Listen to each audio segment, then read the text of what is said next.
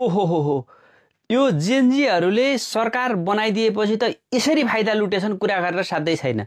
जुन अहिले प्रधानमन्त्रीका स्वकीय सचिव आदर्श कुमार श्रेष्ठ छन् नि, उनी केही महिना अगाडि सुब्बा नासु सरहको मान्छेलाई एकैचोटि मुख्य सचिव बनाइएको रहेछ। त्यति मात्रै बनाएनन्, उनले आफ्ना साली भान्जी भगा जति सबै बनाएर बुढीलाई चाहिँ प्रधानमन्त्रीको स्वकीय सचिवै बनाइदिए। हेर्नुहोस् त, यो दिने शहीद परिवारका मान्छेहरूलाई काम दिने भन्नेको ठाउँमा उनले यसरी लगाएका रहेछन्।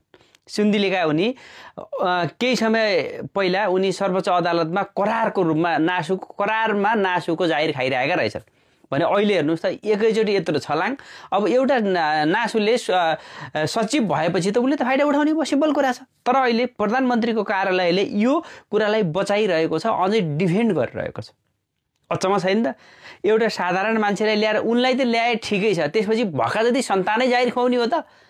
अनि के जेनजीहरूको यही उनीहरूको यस्तै गरी विभिन्न खालका कहाँबाट टपरटुइयाहरू बार फार्न के भन्छन् यी कुन फाउन्डेसनका मान्छेहरू ल्याएर मन्त्री बनाउने, अनि मन्त्री बनाएका उनका स्वकीय सचिवले यसरी लुट्ने, यो त भएन। जेनजीहरूले यो कुरा बुझ्नु पर्यो।